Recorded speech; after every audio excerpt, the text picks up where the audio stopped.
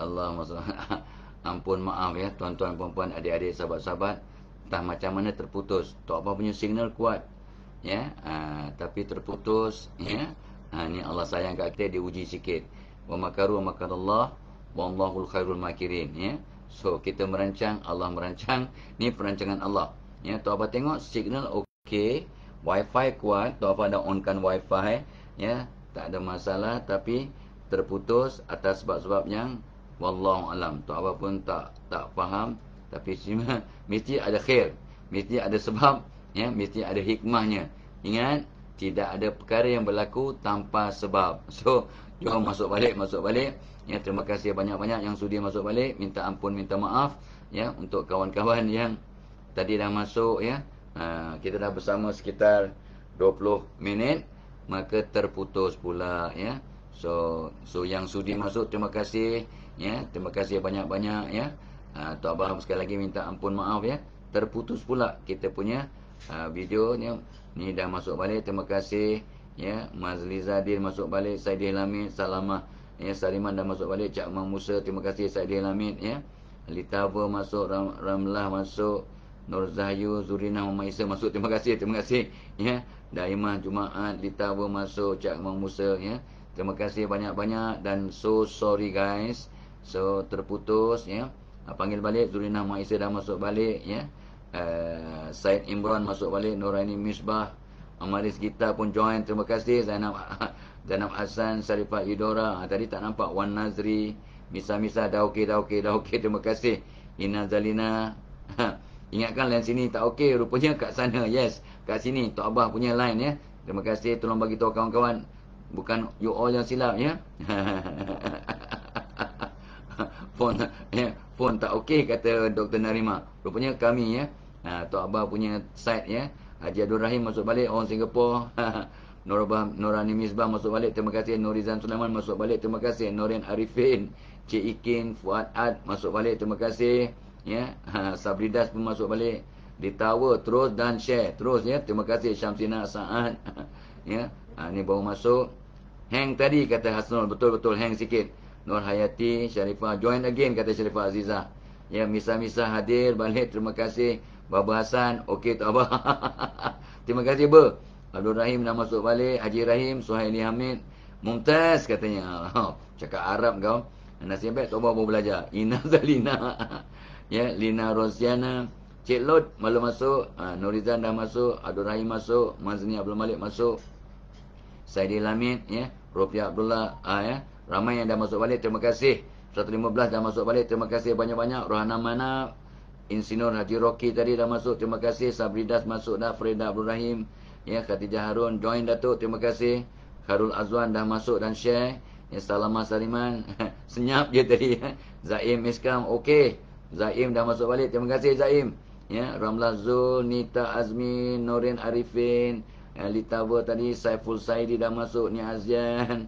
Datuk Ya tu dia, Datuk Ya pun dah masuk, terima kasih ya. Allahumma selamat ya. Sambung balik ya. Tok Abah sambung balik ya. Allahumma selamat ya. Kita kata tadi ya. Oh ya, program kita dibawakan juga oleh masuklah balik ya. Yang belum lagi join kita punya webinar punya channel ya. Telegram channel untuk webinar mental perkasa, sebab kita akan buat 10 program berkaitan dengan mental perkasa melalui senarai di situ, dan mereka yang dah masuk situ insya-Allah kita akan bagi special head discount insya-Allah ya. Dan jangan lupa Tok Abah juga akan buat program pada 28 Jun, iaitu integrity. Tok Abah pun semalam baca report ya, tentang pandangan dunia terhadap Malaysia ya. Banyak yang negatif dan mula positif lah. So tapi jangan sibuk kita mengeluh ataupun menuding jari. We do something about it.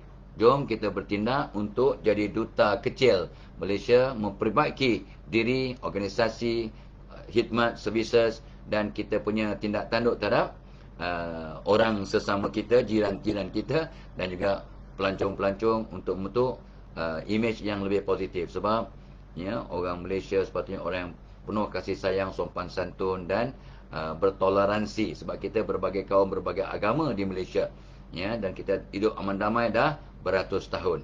So let's do it guys. Jom kita perkasa integriti kita. Dan Tok Abah akan buat program pada 28 Jun, insya-Allah.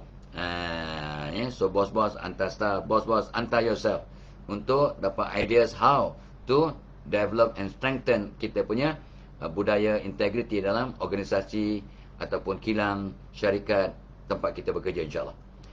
Okey, sambung Bagaimana nak memperkasakan kejiranan? Tok Abah sebut nombor 6 ialah bagaimana nak memperkasakan karisma diri. Dan Tok Abah sebut dalam situasi yang lain pun ada juga tentang karisma ni.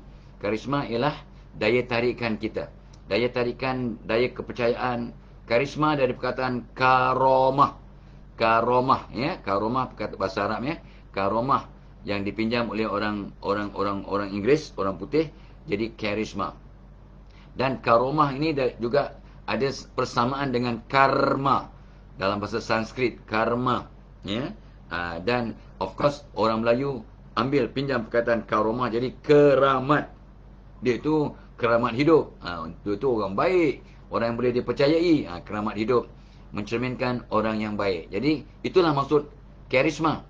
Sifat-sifat mulia yang ada pada diri kita, termasuk integriti tadi, yang boleh menyebabkan orang percaya kat kita, sayang kat kita, hormat kat kita, dan nak bersahabat dengan kita. Kita ada daya tarikan dan ada daya kepercayaan orang terhadap kita. Perkasakan karisma diri. Sebab orang yang berkarisma ni, apa dia punya sifat? Antara sifat orang berkarisma ialah tenang. Dia tenang, dia cool, mesra, mudah mesra dengan siapa-siapa pun. Dia tak sombong lah, dia jujur. Kalau dia berjanji, ditepati. Kalau diberi amanah, dijaga. Kalau bercakap, tidak bohong. Dia ada integriti. Bekerja integriti untuk dapat rezeki yang halal dan thayyiban. Itu orang yang berkarisma. Lagi, orang berkarisma ni sentiasa buat kerja dengan bersemangat. Jumpa kawan pun bersemangat. Jumpa orang lain, masuk pejabat dengan semangat. Sentiasa positif. Ni orang yang berkarisma. Always positif. Husnuzon, positif. Dia yakin diri dan diyakini. Dia ada confident dan orang confident kat dia. Itu dia karisma. Dan of course ada attraction. Dalam dirinya ada daya tarikan. Orang suka nak berkawan, nak bersama, nak berkumpul, nak berjemaah. Kalau dia makan kat meja, orang nak makan bersama. Jadi orang suka kalau di samping dia. Bab kata Ali radhiyallahu anhu, apa kata Ali? Orang yang baik ni, jadilah orang yang baik, orang berkarisma. Kalau dia ada, orang suka. Kalau tak ada, orang rindu. Kalau mati, orang tangisi. Ini pun tak pada ulang. Untuk kita semua sematkan dalam hati kita jadi orang yang baik. Kalau kita ada kat situ, baik kat jamaah surau masjid, baik di pejabat, baik dalam kejiranan, baik dalam kenduri, kita ada orang seronok. Ada Tok Abah, lama bestnya. Contohlah. Jadi mudah-mudahan kita jadi orang yang ada karisma. Kalau ada, orang suka. Kalau tak ada, orang rindu. Kalau mati, orang tangisi. Tok Abah tambah, kata-katanya diingati, tindak tanduknya dicontohi. Dan kewujudannya membawa erti. Ada memberi nilai tambah. Kewujudannya ada erti. Itu Tok Abah tambah, Tok Abah tambah kata-kata Ali untuk mengukuhkan lagi lah. Bukan cakap Ali itu tak lengkap, tapi kita tambah-tambah untuk bertambah-tambah kita punya karisma, insya-Allah, Okey. So persoalannya ialah macam mana nak bentuk karisma? Bagaimana nak bentuk karisma diri ni? Ini persoalan yang sangat relevan. How to enlarge or strengthen? How to ialah improve your charisma lah. How to develop your charisma. Dan Tok Abah banyaklah yang kita baca, kita belajar. Ada yang kata charisma ni ada 7 lapis. Ada 7 tahap dan sebagainya. Macam-macam lah yang Tok Abah baca sejak muda sampai sekarang. Tapi Tok Abah lebih suka yang simplistik. Tetapi logical dan mudah kita amal. Iaitu charisma ni ada 3 lapis. Ibarat cahaya, ada 3 lapisan cahaya. Ada 3 bands of light around our body. Karisma ini nur, karisma ini cahaya. So karisma lapis pertama ialah karisma fizikal. Jadi bagaimana nak membesarkan nur atau cahaya fizikal? Fizikal mean bersih, smart, kemas, wangi, pakai warna kegemaran, banyak senyum. Ya. Comel, bersih, smart, wangi, pakai favorite color, lepas tu senyum. Ini akan membesarkan kita punya karisma fizikal. Orang mudah tertarik, tertawan pada anda because bersih, smart, kemas, wangi. Artinya comelkan diri. Pakai warna kegemaran. Bila awak pakai warna kegemaran, awak punya aura atau nur awak kata tu bertambah-tambah. You suka warna hijau, pakai warna hijau, aura fizikal awak besar. You tak suka warna purple, contoh ya, tak suka warna purple, terpaksa pakai purple sebab uniform. Maka dia tak berapa selesa, dia tak berapa seronok, maka aura fizikalnya jadi sempit. So put on your favorite color. Tapi saya ada uniform, penyemil kilang saya uniform biru, tapi itu bukan warna kegemaran saya suka warna kuning. So what's the problem? Yalah, Tok Abah kata pakai warna kegemaran. Yalah, kat luar pakai uniform biru, yang kat dalam pakai warna kegemaran. Siapa kisah? Tapi awak kisah sebab you tahu you pakai warna kegemaran. Yang dalam tu warna kegemaran kuning. Faham ke faham? Faham. So do what you can do. Jangan risau what you cannot do anything about it. Awak kerja kat situ ada uniform, awak terpaksa pakai uniform sebab nak kerja kat situ. Jangan risau. Ya, ikutlah arahan sebab awak tak boleh nak ubah. Boleh ubahlah, berhenti kerja tempat lain yang tak pakai uniform. Bukan tak ada solusi, ada. Tapi mungkin drastik sikitlah. But still you can still put on your favorite color di dalam. Baik laki-laki, baik perempuan, tak payah elaborate lah. Dah faham. Okey? Aura, lapisan aura pertama, aura fizikal. Ulang kali keempat. Bersih, smart, kemas, wangi, senyum dan pakai warna kegemaran. Allahumma selamat. Dan kalau boleh Tok Abah masukkan yang tak apa itu masuk dalam aura lapis kedua. Aura lapis kedua ialah kata tu aura emosi, karisma disebabkan oleh emosi kita. Your emotion. Sebab ikut kajian psikologi bilang Tok Abah, sayang menarik sayang, benci menarik benci. Jadi emosi yang awak pamerkan atau pancarkan dari diri awak akan mempengaruhi awak punya karisma. Orang yang banyak memancarkan kasih sayang, maka orang mudah sayang kat dia. So karisma dia dari segi emosi akan membesar, akan melebar, akan bertambah kukuh, akan diperkasakan. Caranya ya. So doakan orang lain, maafkan orang lain, baca doa, tengok cermin dan hantar gelombang positif. Satu, doakan orang. Doakan orang dalam diam. Bila kita doakan orang dalam diam, maka kita akan sayang pada orang yang kita doakan. Orang yang kita doakan akan sayang kat kita. Jadi aura emosi akan membesar, akan membengkak secara positif. Membengkak tu, ya. Akan get swollen in a positive manner. Tapi kalau membengkak ni macam tak sihat je ya. Tapi tak apalah, kita gunakan secara metafora, ya.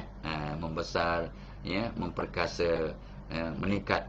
Maka aura emosi kita, maafkan, ya, dan doakan.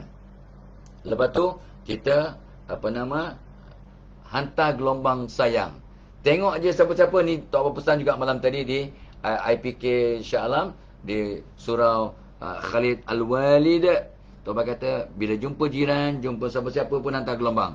Wahai Allah, aku sayang hormat orang depan aku ni, jiran aku ni, kerana Engkau ya Allah. Tolong perbaiki kehidupan jiran aku. Kalau dia ada masalah, selesaikan. Kalau ada sakit, sembuhkan. Kalau ada konflik, damaikan. Kalau ada kesedihan, kau ceriakan.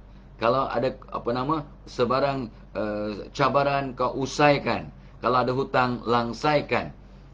Jadi bila kita nampak jiran, orang atau siapa-siapa, kita hantar gelombang positif. Wahai Allah, aku sayang hormat orang depan aku ni kerana Engkau. Tolong jadikan dia orang yang positif, orang yang hebat, orang yang cemerlang. Ini benda tak nampak, abstrak. Tapi bila kita hantar gelombang sayang, kita akan tarik sayang. Cuba tengok pengalaman anda yang lepas. Kenapa kadang awak nampak orang baru yang awak tak kenal pun, baik di surau, baik di masjid, baik di dewan orang ramai, baik di majlis perkahwinan, baik di restoran, baik di yang suka tengok wayang, di panggung wayang. You nampak orang tu, you tak kenal pun. Tapi you attracted, suka dan rasa positif pada orang itu. Kenapa ya? Tok Abah ada pengalaman, anda pun pasti ada. Kadang kita kat pasar, nampak orang tu kita tak kenal, tapi seronok tengok dia. Rasa sedap tengok dia. You feel good. Kenapa ya? So kajian demi kajian yang Tok Abah baca dan Tok Abah kaji sendiri ya, dari pengalaman hidup, bila kita nampak orang secara positif, kita nampak dia positif, maka rupanya Allah nak tunjukkan bahawa orang sana pun menghantar gelombang positif ke awak. Sebab ini kata pakar-pakar psikologi dunia, love attracts love, hatred attracts hatred. Jadi kalau kita nampak orang dan kita rasa positif, rupanya orang sana pun menghantar gelombang positif pada awak. Sebab sayang menarik sayang. What you give, you get back. What goes round, comes round. Awak tebarkan salam, awak akan dapat salam balik. Awak tebarkan sayang, awak akan dapat sayang balik. Awak tebarkan senyuman, insya-Allah awak akan dapat senyuman balik. So you get what you give back. You get what you get back what you give. Terbalik, jauh cakap orang putih. Ya. So Tok Abah kata apa? Untuk merasakan aura ataupun karisma emosi, hantar gelombang positif pada semua orang yang di sekitar kita. Apa kata Imam Al-Ghazali dalam konteks ini? Kalau kamu nampak kanak-kanak depan kamu, muliakan kanak-kanak, sayangi kanak-kanak. Ni yang Nabi lakukan. Sebab kanak-kanak tak ada dosa. Nampak orang tua depan kamu, siapa-siapa orang tua, muliakan mereka. Sebab orang tua ni banyak pengalaman ya, mungkin dah banyak solat, banyak berdoa, banyak berzikir. Lagipun Nabi bersabda, bukan umatku orang muda yang tak hormat orang tuanya, atau orang tua yang tak sayang orang mudanya. Itu maksud hadis Nabi. Dan diperkukuhkan oleh nukilan tulisan Imam Al-Ghazali. Kalau nampak orang tua depan kamu, sayangi orang tua. Kalau nampak orang berilmu depan kamu, muliakan orang berilmu. Kalau nampak orang jahil, orang yang banyak tak tahu, bukan yang bodoh, orang yang jahil tak tahu banyak yang dia tak tahu tentang hidup, muliakan orang jahil. Sebab mereka kadang-kadang buat silap dalam keadaan tak tahu. Awak buat silap dalam keadaan tahu. So, muliakan, hormati orang jahil. Yang Tok Abah terkesima bila kata Imam Ghazali, kalau kamu nampak orang jahat depan kamu, dengar ya, kalau kamu nampak orang jahat depan kamu, jangan sesekali kamu rasa kamu lebih baik daripada orang jahat itu. Sebab orang jahat depan kita ni mungkin sempat bertaubat, mungkin insaf, Allah bagi hidayat dan berubah jadi baik sebelum mati. Dan awak yang kononnya baik tapi banyak dosa, anda banyak dosa, Tok Abah banyak dosa, kita mungkin tak sempat bertaubat, tak terbuka hati untuk taubat pun sebelum mati. Siapa lebih mulia? Orang jahat yang bertaubat atau orang yang baik macam awak yang banyak dosa tak sempat bertaubat? Tak payah fikir panjang-panjang lah ya. Jawab dalam hati kita tahu. Itu sebabnya benar kata Imam Al-Ghazali, Hujatul Islam rahimakumullah, yang mengatakan kalau nampak orang jahat depan kamu, jangan kamu sangka kamu lebih baik, lebih mulia dari orang jahat itu. Sebab orang jahat itu mungkin sempat bertaubat, Allah bagi hidayah dan berubah sebelum mati. Dan awak yang juga banyak dosa ya, mungkin tak sempat nak bertaubat sebelum mati. So be careful guys. Jangan ada benci, jangan pandang diri I am holier than thou, aku lebih baik daripada kamu. Aku jaga solat, kamu tak solat pun. Well, awak bersyukur yang awak jaga solat, tapi jangan menghina orang yang belum solat. Mungkin dia sempat bertaubat, dia betul-betul kau-kau. Banyak berlaku di kalangan sahabat-sahabat Tok Abah ya. Masa muda sampai bujang, sampai dah ya berumah tangga tak solat. Tapi Tok Abah tak pernah give up lah. Pesan, nasihat, pujuk ya. Dan satu hari bila dia terbuka hatinya, ya Allah, dia ketayap tak lepas dari kepalanya. Lepas tu dia semayang 5 waktu kat masjid. 5 waktu kat masjid tiap-tiap hari ya, sejak umur 30-an sampai sekarang. Tok Abah pun memang tak larat kan, nak semayang 5 waktu kat masjid kat surau. Kau siapa lebih baik? Tak payah komen lah, tak payah komen ya. So dulu masa Tok Abah dah jaga solat sejak muda, dia tak solat lagi. Kita dah pesan, angkon sibuk macam bini aku juga ya, sampai masa aku solat lah. Dia tak solat. Sembahyang Jumaat pun jarang. Kita ajak. Tapi sampai masa Allah ubah dia, Allahumma sholli ala Muhammad, kita malu. Ya, 5 waktu kat masjid. Cakap aja kat jemaah masjid. Kenal kawan, dia tu ahli masjid tu. Dia tu orang kuat kami tu. Engkau sampai sekarang. Sampai sekarang. Umur pun baru 70 lah. Tok Abah 71, dia 72. Mai sini lah. Hebat ya. Allah tunjuk semasa Tok Abah hidup. Benar kata Imam Ghazali, nampak orang jahat ni jahat dari kacamata Allah lah. Artinya orang tak solat tu jahat lah dari kacamata Allah. Tak sembahyang, tak berpuasa, ya, tak sembahyang Jumaat, ya, tak keluarkan zakat, itu kira jahat dari kacamata Allah lah. Sebab ingkar kan. Dia mungkin pemurah, dia mungkin berbudi bahasa, dia mungkin pandai buat kerja, tapi kalau tak solat, jahatlah quote unquote dari kacamata Tuhan. Ya, so Allah suruh kita solat, bukan solat tu untuk Allah, solat tu untuk kita, tanda kita bersyukur, ya. Kita tak solat pun Allah tak kurang apa-apa pun.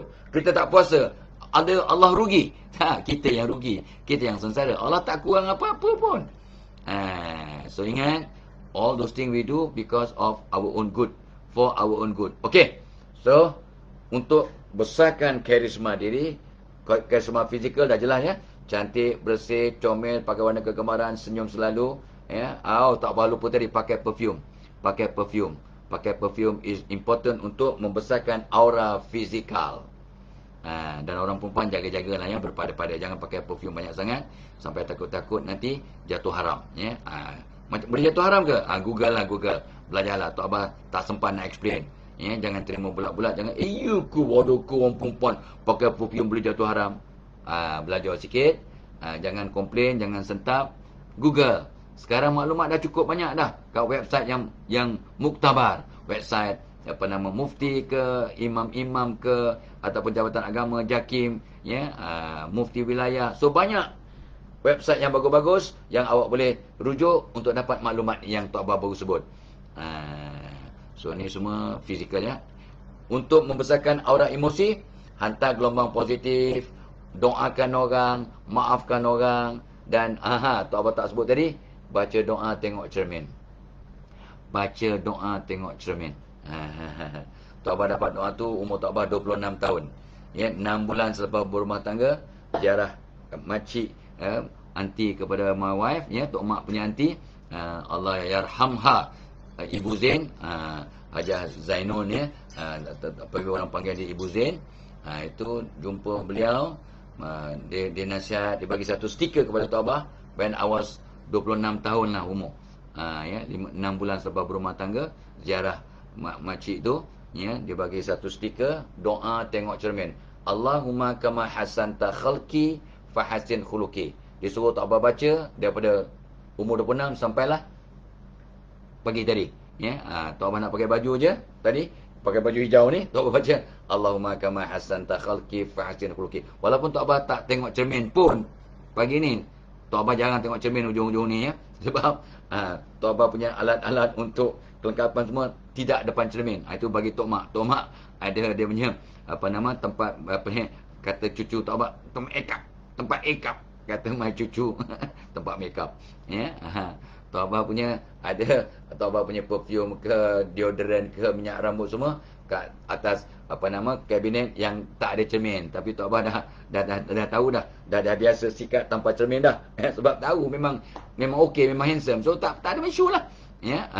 Tapi Tok Abah terus bila pakai baju Allahumma kama hasanta khalqi fahasin khuluqi. Dah lekat dah, wahai Allah, sebenarnya kau cantikkan wajahku, kau cantikkan akhlakku. Mudah-mudahan orang pandang kita tak menyampah lah, ya. Muka manis, akhlak baik, aura emosi kita makin besar, makin besar, makin besar. Ya. So, aura fizikal dah jelas, aura emosi dah jelas. Lapisan ketiga, aura spiritual. Ini obvious lah kan. Aura spiritual ni jadi manusia yang taat pada Allah. Solat 5 waktu segerakan. Solat sunat qabliyah ba'diyah jangan tinggal. Ya, solat taubat tiap malam jangan tinggal. Solat taubat jangan tinggal. Sebab semua masalah kita akan selesai dengan kita bertaubat tiap-tiap hari. Siapa kata? Nabi pesan. Diwawakan oleh Imam Hasan Basri. Nabi yang berpesan. Nabi sallallahu alaihi wasallam. Ya, kita Yang terbaik antara kita, yang terbaik antara kami adalah orang yang segera bertaubat bila buat silap. Dan kita tiap-tiap hari buat silap dan buat baik macam nak mati esok, kata Umar Al-Khattab. So mungkin kita mati esok, so bila nak bertaubat? Malam ni. Kenapa malam? Kenapa tak siang? Buat bila-bila pun okey. Tapi kalau dah tiap-tiap hari awak buat, tunggu malam bagus. Sebab kita nak tidur. So orang dalam tidur tak boleh buat dosa. Dalam dia tidur mana boleh buat dosa? Jadi kita bertaubat sebelum kita tidur. Jadi mudah-mudahan kita tidur dalam keadaan yang tanpa dosa. Amin ya rabbal alamin. Gitu. Ya, jadi jangan tidur sebelum solat taubat tiap-tiap malam. Tok Abah pesan kat siapa ni? Tok Abah pesan pada diri Tok Abah, ya. Bukan nak pesan kat orang, ya, sebab semua orang dah tahu, ya, tapi Tok Abah pesan pada diri. Tapi kalau anda sudi dengar dan sudi nak ikut, jom kita sama-sama, ya. Alhamdulillah. Okey, ya. Okey, not bad. Ada dekat 200 orang dah dalam kelas kita, ya, walaupun dah terputus tadi dan sambung balik. Okey? Tanya, ya. Thank you very much. Kita nak wrap up soon, ya. So, kita solat taubat, istighfar 100 kali, ya, solat hajat tiap-tiap malam. Lepas tu kita tutup dengan istikharah. Dengan istikharah bagus, dengan witir. Jangan lupa witir. Allah itu witir, Allah suka orang buat witir tiap-tiap malam sepanjang hayat, bukannya selepas tarawih, ya. Ramai orang witir selepas tarawih. Dan Tok Abah buat survey di Malaysia, di Malaysia, ya, didapati bahawa tak sampai 5% orang Islam yang solat witir tiap-tiap malam di luar Ramadan Karim. So why not anda dan Tok Abah masuk golongan yang 3 to 5% ini. Kita solat witir tiap-tiap malam sepanjang hayat sampai mati sebagai ikhtiar untuk, ialah kata anda, jadi hamba yang taat dan membesarkan aura spiritual. Dan jangan lupa sedekah subuh juga membesarkan aura spiritual.